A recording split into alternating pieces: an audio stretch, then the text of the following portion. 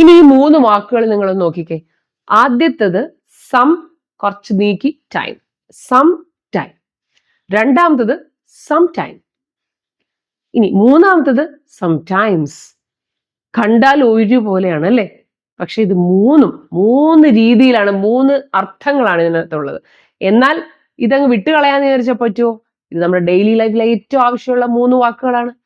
വളരെ ഈസി ആയിട്ട് ഈ എക്സാമ്പിൾസിലൂടെ നിങ്ങൾക്കത് മനസ്സിലാവും. എനിക്ക് കുറച്ച് സമയം തരൂ.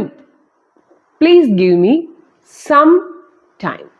കുറച്ച് സമയം. ആ പ്രോജക്റ്റ് തീർക്കാൻ കുറച്ച് സമയമെടുത്തു. It took some time to finish the project. രണ്ടാമത്തെ സം ടൈം ചേർത്ത് എഴുതണേ, സം ടൈം.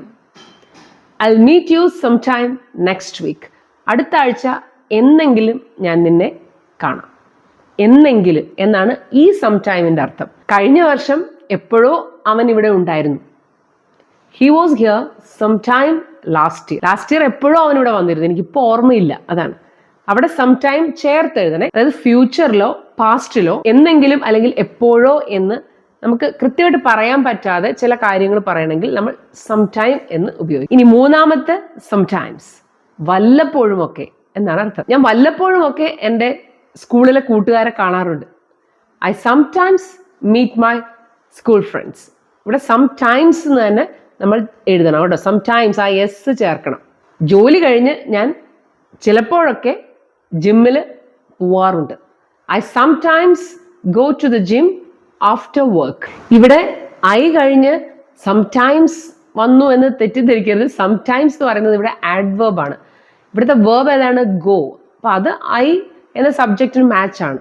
അപ്പോൾ ആ ഗോ എന്ന് പറയുന്ന വേർബിനെ കുറച്ചുകൂടെ അതിൻ്റെ അഡീഷണൽ ഇൻഫർമേഷൻ, വല്ലപ്പോഴുമൊക്കെ പോകും. അപ്പൊ വല്ലപ്പോഴുമൊക്കെ എന്ന് പറയുന്നത് എന്താണ്? വേർബിനെ ഡിസ്ക്രൈബ് ചെയ്യുന്ന ആഡ്വേർബ് ആണ് കേട്ടോ. വളരെ എൻജോയ് ചെയ്തുകൊണ്ട് ഈസിയായി സിമ്പിളായി നിങ്ങൾക്ക് ഇംഗ്ലീഷ് സംസാരിക്കാൻ പഠിക്കണമെങ്കിൽ ഇംഗ്ലീഷ് ഗുരുവിന്റെ 3 month സ്പോക്കൺ ഇംഗ്ലീഷ് കോഴ്സിന് ഇപ്പൊ തന്നെ ചേരുക. പിന്നെ നമ്മുടെ കുട്ടികളുടെ ഉള്ളിൽ സ്റ്റോറീസിലൂടെ നല്ല വാല്യൂസ് കൊടുക്കാൻ നമുക്ക് പറ്റിയാലോ?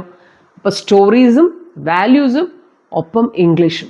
ഇന്ന് കുട്ടികൾക്ക് നല്ല നല്ല കഥകൾ പറഞ്ഞു കൊടുക്കാനുള്ള ഒരു സമയക്കുറവ് കാരണം അവർ കാണുന്ന പ്രോഗ്രാംസിൽ നിന്ന് അവരെന്തൊക്കെയാണ് എടുക്കുന്നത് അവർക്കും അറിയില്ല, നമുക്കും അറിയില്ല. പിന്നെ ഒരു ഉഗ്ഗ്രൻ സയൻസ് ട്യൂഷൻ വേണോ എങ്കിൽ അതും ഇവിടെ റെഡിയാണ്. മാത്രമല്ല CBSEയുടെ 10th സ്റ്റാൻഡേർഡിലെ പേപ്പർ വാല്യുവേഷന് വർഷങ്ങളായിട്ട് പോകുന്ന ആളാണ്.